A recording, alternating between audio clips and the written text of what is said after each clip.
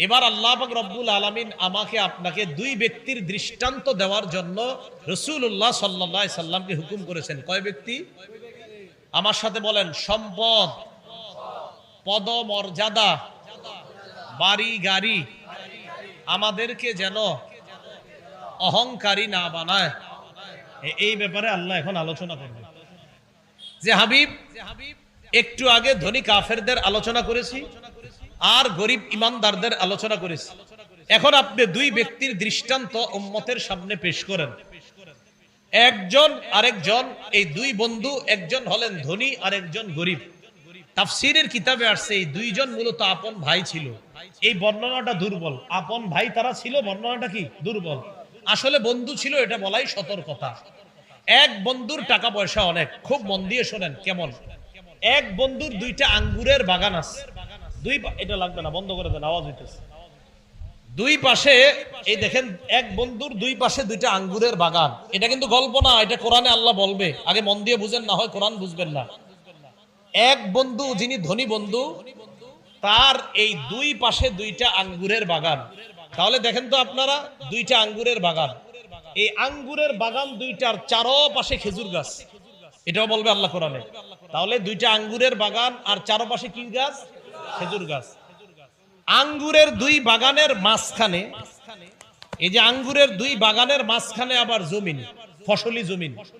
তাহলে এবার আপনারা বলেন, দুই পাশে কি? আঙ্গুরের বাগান। এই আঙ্গুরের বাগানের চারপাশে কি গাছ? আর আঙ্গুর বাগান যে দুইটা, এই দুইটার মাঝখানে কি আছে? ফসলি জমিন আছে। এই ফসলি জমিনগুলাতে পানি দেওয়ার জন্য, খেজুর গাছে পানি দেওয়ার জন্য ওই বাগানের আশেপাশে আবার ছোট্ট ছোট্ট সুন্দর নহর আছে, যেন এখান থেকে পানি তুলে তুলে দেওয়া যায়।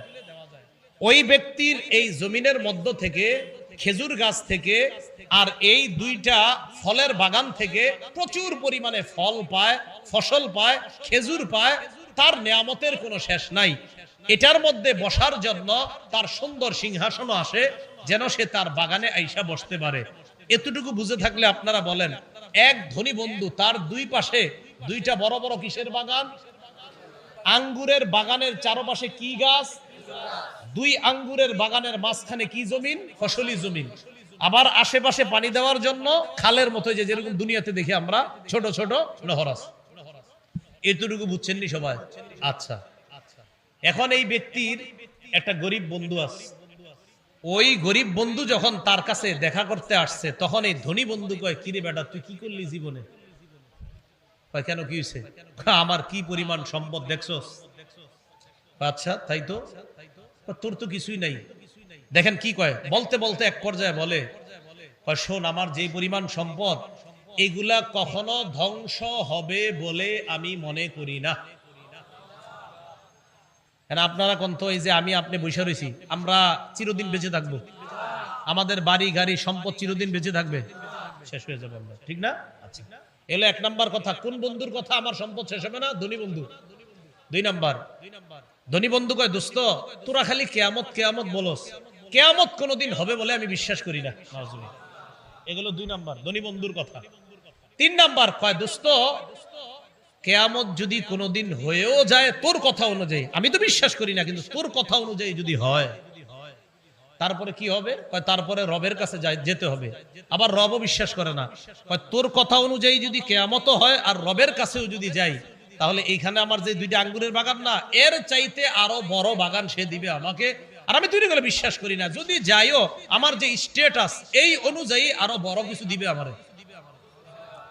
এটা হলো ধনী বন্ধুর বক্তব্য। তাহলে কয়টা খারাপ কথা বলছে? তিনটা। আমার এই বাগান ধ্বংস হবে বলে আমি বিশ্বাস করি না, কিয়ামত কখনো হবে বলে আমি বিশ্বাস করি না, রব বলতে কিছু নাই, থাকলেও আমি যদি তার কাছে যাই, আমার যে মর্যাদা, এই মর্যাদা দেখাই রব আরো বেশি দিতে বাধ্য হবে আমারে। এটা হলো ধনী বন্ধুর বক্তব্য। এটা কোনো গল্প নয়, কোরআনে ঠিক এগুলাই বলছে আল্লাহ। দেখেন কি বলে আল্লাহ, وَاضْرِبْ لَهُمْ مَثَلَ الرَّجُلَيْنِ جَعَلْنَا لِأَحَدِهِمَا جَنَّتَيْنِ مِنْ أَعْنَابٍ وَحَفَفْنَاهُمَا بِنَخْلٍ وَجَعَلْنَا بَيْنَهُمَا زَرْعًا। নবী, আপনি তাদের সামনে বর্ণনা করেন ওই দুই ব্যক্তির দৃষ্টান্ত। জাআলনা লি আহাদিহিমা জান্নাতাইনি মিন আনাব, যেই দুইজনের একজনকে আমি আল্লাহ দুটি আঙ্গুরের বাগান দিলাম। জাআলনা লি আহাদিহিমা, আমি আল্লাহ তাদের দুইজনের একজনকে, মিন আনাব, আমি তাদের দুইজনের একজনকে, জান্নাতাইন, জান্নাতাইনি মানে দুইটা বাগান, মিন আনাব, আনাব মানে আঙ্গুর, আমি আল্লাহ তাদের দুইজনের একজনকে দুটি আঙ্গুরের বাগান দিলাম। এখন আপনারা বলেন আঙ্গুরের বাগানের চারপাশে জানি কি? হ্যাঁ বলতে হবে কিন্তু, জানি কি? আল্লাহ বলেন ওয়াহাফাফনাহুমা বিনাখলিন, আমি এই দুই বাগানের চারপাশটা খেজুর গাছ দ্বারা ঘেরাও করলাম। সুবহানাল্লাহ। তাহলে বাগান দুইটাকে খেজুর গাছ দ্বারা বেষ্টন করে ঘেরাও করলাম, তো দেখতে খুব সুন্দর দেখা যায়, চারপাশে খেজুর গাছ, মাঝখানে দুইটা বাগান। এরপরে আপনারা বলেন দুই বাগানের মাঝে জানি কি? ওয়াজআলনা বাইনাহুমা যারআ, দুই বাগানের মাঝখানে আমি আল্লাহ আবার ক্ষেত খামার করে দিলাম। সুবহানাল্লাহ। এবার দেখেন কি কয়, কিলতাল জান্নাতাইনি আতাত উকুলাহা, দুই বাগান প্রচুর পরিমাণ ফল দেয়, ফসল দেয়। ওয়ালাম তাজলিম মিনহু শাইআ, সামান্য কম করে না, দুই বাগান যথেষ্ট ফল ফসল দেয়। ওয়াফাজ্জারনা খিলালাহুমা নাহারা, দুই বাগানের মাঝে মাঝে আমি আবার নহর করে দিয়েছি, সুন্দর সুন্দর নহর। তো এই অবস্থায় আল্লাহ ওই ধনী বন্ধুর বাগানের কথা পেশ করলেন, করার পর আল্লাহ পাক রব্বুল আলামিন বলেন, কিলতাল জান্নাতাইনি আতাত উকুলাহা ওয়ালাম তাজলিম মিনহু শাইআ ওয়াফাজ্জারনা খিলালাহুমা নাহারা ওয়া কানা লাহু সামারুন ফাকালা লিসাহিবিহি ওয়া হুয়া ইউহাবিরু ওয়া কানা লাহু সামার, ধনী বন্ধুর প্রচুর ফসল হয়, সম্পদ হয়।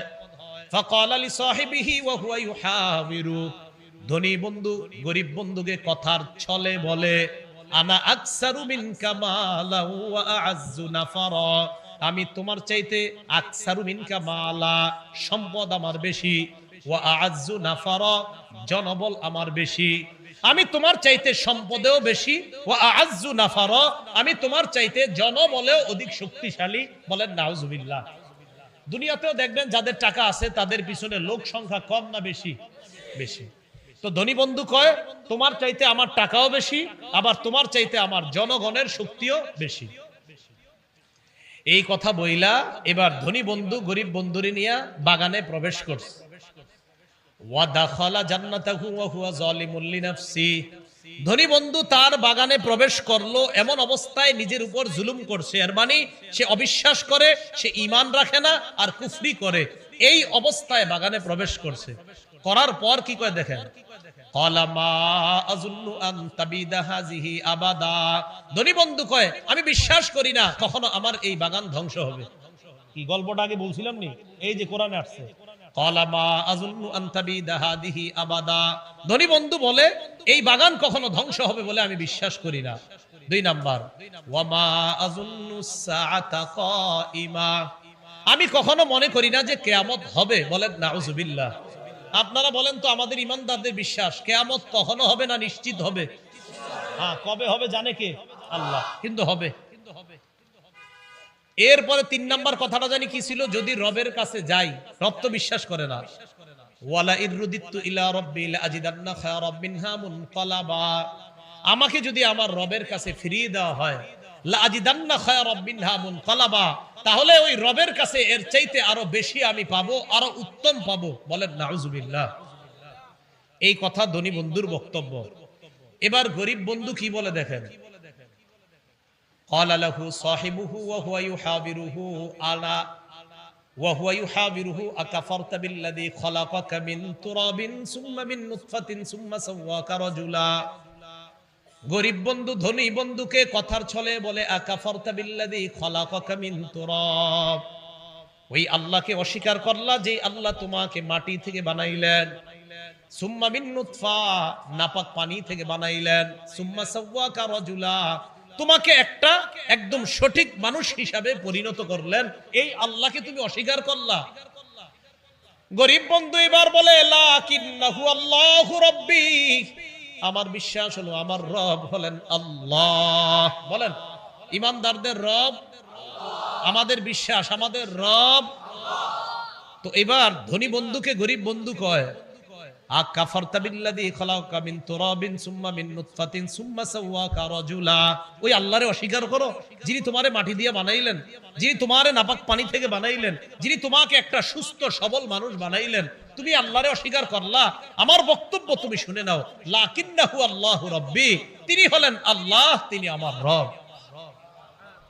এরপরে কি, ওয়ালা উশরিকু বিরাব্বি আহাদা, আমি আমার রবের সাথে কাউকে অংশীদার সাব্যস্ত করি না, আমি আমার রবের সাথে কাউকে শরীক করি না, আমার রবের সাথে আমি শিরিক করি না।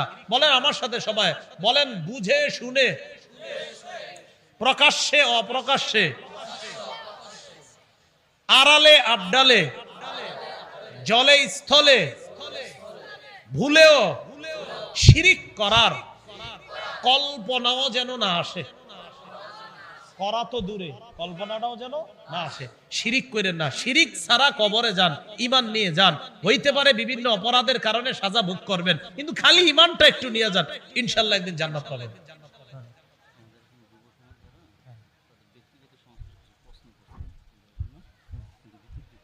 আমি মাহফিলে প্রশ্ন উত্তর দেই না, প্রশ্ন দিয়ে না, জান এটা জানেননি আমি যে উত্তর দেই না। আসেনি কোনো ভিডিওতে এই কথাটা? আচ্ছা আচ্ছা, হ্যাঁ ঠিক আছে ঠিক আছে, হ্যাঁ হ্যাঁ আপনারা রাগ হয় না, এটা অন্য বিষয়। হ্যাঁ মানে দেই না বলতে আমি আসলে অতটুকু যোগ্যতা হয় না এখনো ডাইরেক্ট মাহফিলে প্রশ্ন উত্তর দেওয়ার। ফতুয়া বিভাগ বা বিভিন্ন জায়গায় দিলে ভালো হয়, যেই জায়গার যেই কাজ করবেন ফতুয়া বিভাগগুলা চাঙ্গা হবে, মাসালা সেখানে গিয়ে জিজ্ঞাসা করলে। একটা হাদিস শোনামুনি, ইবনে মাজাহ 223 নম্বর হাদিস, কায়েস ইবনে কাসিরের বর্ণনা। তিনি বলেন, কুনতু জালিসান ইনদা আবি দারদা ফি মসজিদি দিমাশক, আমি দামেস্কের মসজিদে বসা আবু দারদা রাদিয়াল্লাহু তাআলা আনহুর কাছে। আতাহু রাজুলুম মিনাল মাদিনা, আবু দারদার সাথে আমি মসজিদে বসা, দামেস্কের মসজিদে। মদিনা থেকে এক ব্যক্তি আসছে রাসূলের সাহাবী আবু দারদার সাথে দেখা করতে। কোত্থেকে? তাহলে বলেন তো, মদিনা থেকে দামেস্ক, বলেন মদিনা থেকে। আজকে গুগলে সার্চ দিবেন যে মদিনা থেকে দামেস্কের দূরত্ব কতটুকু, দেখবেন লেখা আছে প্রায় 1267 কিলোমিটার বর্তমান হিসাব অনুযায়ী। কত কিলোমিটার? এর চেয়ে আরো বেশি বর্তমান হিসাবে।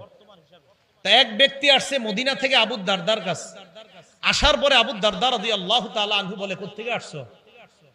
কয় মদিনা থেকে আসছি। কয় মদিনা থেকে তুমি দামেস্কে আসছো কেন? কয় আপনার কাছে আসছি শুধু একটা বিষয় জানতে। কয়টা? কয় কি বিষয়? কয় লিহাদিসিন বালাগানি তুহাদ্দিসুহু আর রাসূলিল্লাহি সাল্লাল্লাহু আলাইহি সাল্লাম, আমি শুনলাম একটা হাদিস আমার জানা আছে, তবে এই হাদিসটা নাকি আপনি নবীর থেকে বর্ণনা করেছেন, শুধু এটা যাচাই করতে আসতেছি যে আসলে হাদিসটা আপনি কইছেন কিনা আর এটা নবীর হাদিস কিনা, শুধু এতটুকু যাচাই করতে আমি মদিনা থেকে এই দামেস্কে আপনার কাছে আসছি।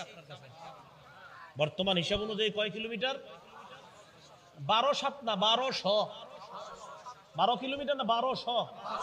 হ্যাঁ, এখান থেকে বাসে উঠে ঢাকা যাবেন, এটা ফতুয়া বিভাগে গিয়ে ফতুয়াটা জমা দিবেন, অথবা পাশে মুরাদনগর মাদ্রাসায় যাবেন, মুফতি আমজাদ সাহেবের কাছে, মুজাফফরুল উলুম মাদ্রাসায় হযরতের কাছে গিয়ে লিখিত ফতুয়া চাইবেন, দিয়ে দিবে, কোনো বিষয় জানার থাকলে। ঠিক আছে না? হ্যাঁ, জানার বিষয়গুলো এইভাবে জানবো আমরা, আল্লাহ বুঝার তৌফিক দান করেন। ও হাদিসটা শেষ করি। কি হাদিস জানতে? কয় কোন হাদিসটা? কয় তুমি কি কোনো ব্যবসা করার জন্য দামেস্কে আসো নাই? কয় না। কয় ওয়ালা জাআবিকা গায়রুহু, এই একটা হাদিস জানতেই তুমি আসছো? কয় হ্যাঁ। আসলে অন্য কোনো কারণে আসো নাই? বিশ্বাস করেন অন্য কোনো কারণে আসেনি। কোন হাদিসটা? ওই যে একটা হাদিস রাসূল বলছে, মান সালাকা তরিকান ইয়ালতামিসু ফীহি ইলমা সাখালাল্লাহু বিহি তরিকান ইলাল জান্নাহ। নবীজি বলছেন, কেউ যদি রাস্তা অবলম্বন করে ইলম শিখার জন্য, আল্লাহ তার জান্নাতে যাওয়ার রাস্তা সহজ করে দেন। তো এই হাদিসটা নবী বলছে, আর হাদিসটা নাকি আপনি বর্ণনা করেছেন, শুধু এটা যাচাই করতে আসছি। তো আবু দারদা বললেন, হ্যাঁ এই হাদিসটা আমি নবীর থেকে শুনেছি, আমি বর্ণনা করছি। ও এটাই সেই হাদিস, ওই যে আছে না, ইন্নাল উলামা ওয়ারাসাতুল আম্বিয়া, আলেমগণ হলেন নবীদের ওয়ারিস। এটা সেই হাদিস, যে হাদিস আবু দারদা বর্ণনা করেছে। সুবহানাল্লাহ। কি বুঝাইতে চাইলাম? কিছু বিষয় যেগুলা জানার আর কি, এগুলো আমরা আসলে বিভিন্ন প্রতিষ্ঠান কেন্দ্রিক জানলে বিষয়গুলো সহজ হয়। তখন আর দেখবেন আলেমে আলেমে ইউটিউবে আর মারামারি হবে না ইনশাআল্লাহ। আল্লাহ বুঝার তৌফিক দান করেন। কোন জায়গায় ছিলাম?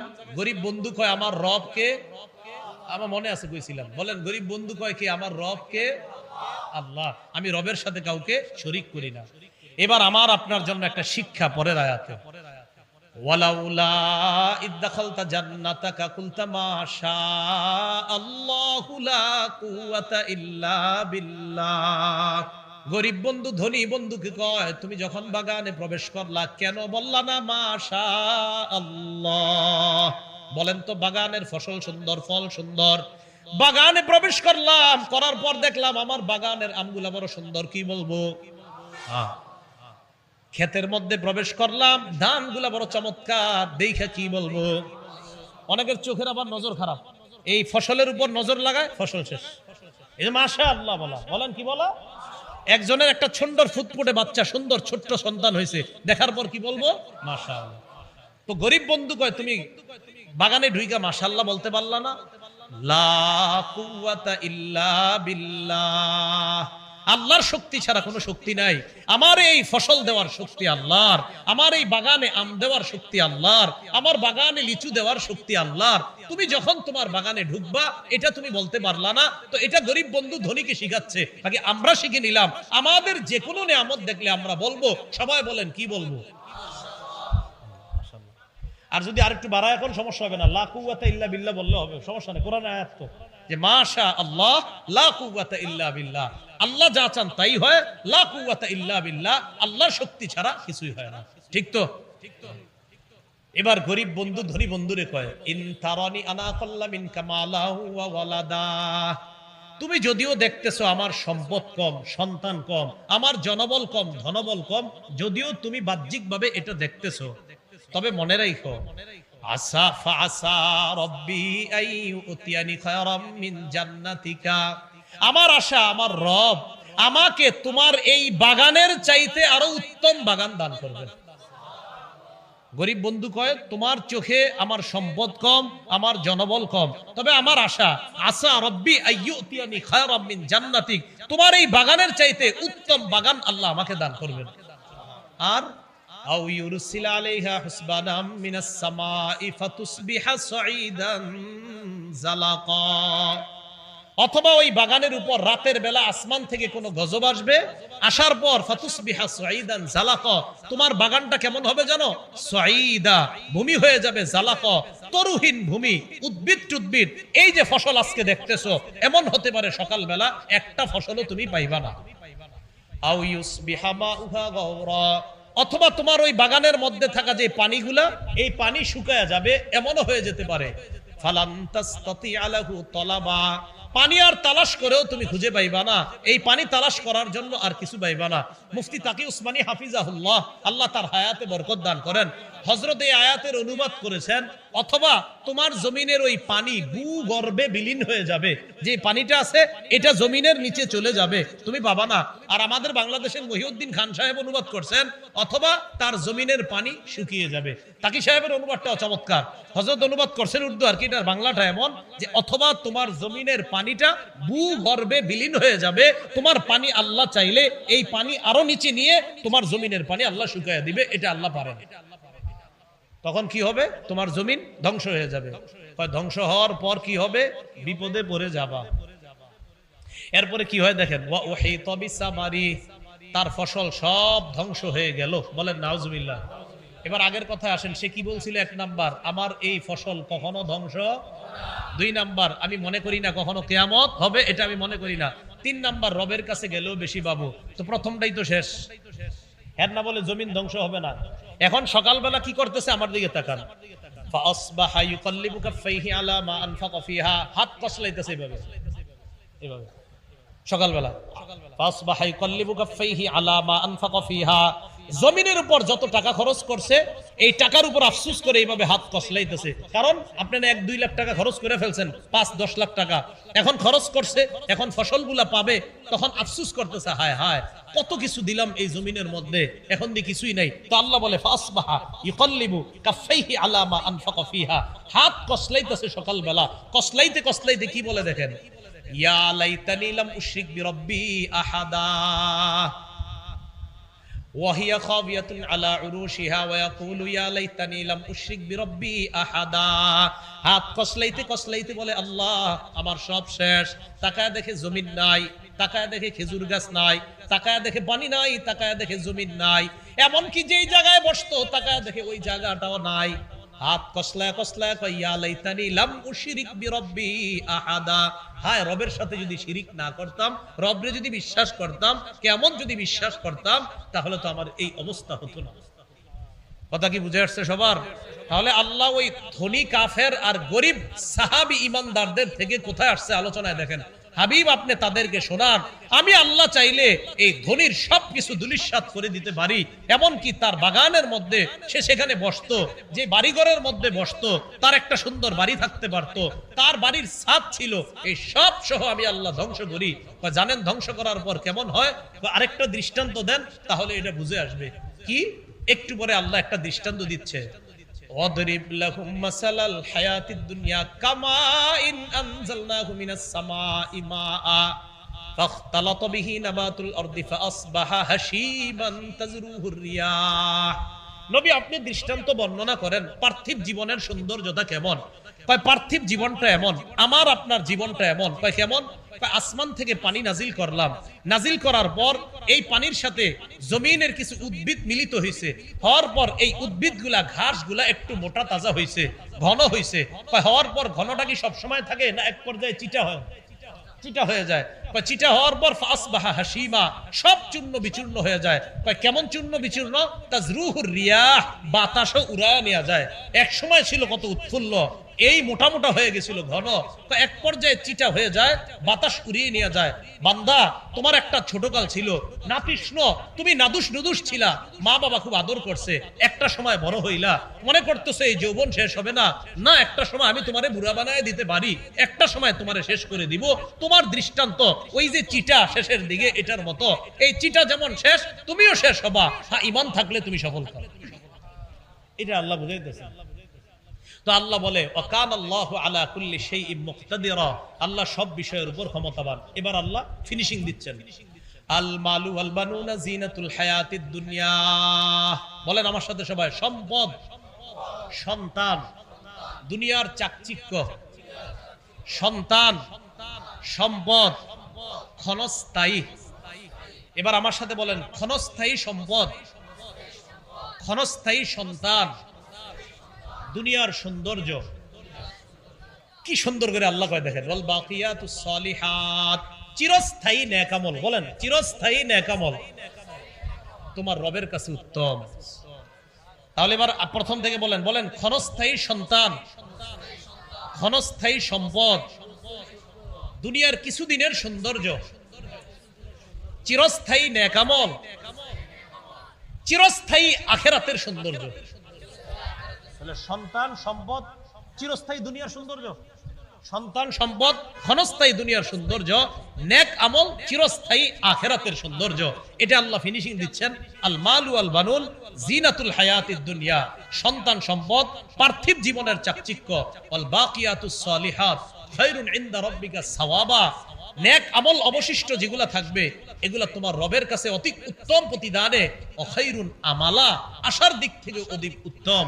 আল্লাহ পাক রব্বুল আলামিন আমাদের সকলকে ধনী কাফের আর বেঈমান, ধনী কাফের আর গরিব ইমানদার যে দৃষ্টান্ত আল্লাহ দুইটা দিলেন, এখান থেকে আমরা শিক্ষা গ্রহণ করব যে একটা মানুষের সম্পদ হালাল ভাবে যদি হয়, এই হালাল ভাবে হওয়াটা মনে করতে হবে এটা আমার চিরস্থায়ী না, এটা আমার ক্ষণস্থায়ী। আল্লাহ কিছুদিনের জন্য আমারে দিছে, আমি মইরা গেলে আমার ছেলেরে দিবে, আমার ছেলে মইরা গেলে আমার নাতি পাবে, এইভাবে একদিন আমি শেষ হয়ে যাব। এটা হলো যে ক্ষণস্থায়ী সম্পদের সৌন্দর্যতা, আর চিরস্থায়ী আখিরাতের সৌন্দর্যতা, এটা হলো আমল নামা। তো কাফেরদের উদাহরণ কেন টানছেন? আল্লাহ কয় এরা মনে করে আমার সম্পদ শেষ হবে না, কিয়ামত কোনোদিন হবে না। আল্লাহ কয় না না, সবাইরে বুঝাইয়া দেন সম্পদও শেষ হবে, কিয়ামতও আসবে, এবং কিয়ামতের ময়দানে সকলকে উপস্থিত হতে হবে। আল্লাহ পাক রব্বুল আলামিন আজকের আলোচনাটা ধনী এবং গরিব, এই দুইটা বিষয় আল্লাহ যেটা বুঝাইতে চেয়েছেন, যে ধনী হওয়া দোষের না, কিন্তু হইয়া যদি অহংকারী হয় এটা দোষের। গরিব হওয়া এটাও দোষের না, গরিব হওয়ার পরে যদি ঈমান থাকে এটা জান্নাতে যাওয়ার কারণ। আল্লাহ আমাদের সকলকে যে কথাগুলা বললাম শুনলাম, এই কথার উপর যেন আমরা সবাই আমল করতে পারি, আল্লাহ তৌফিক দান করেন।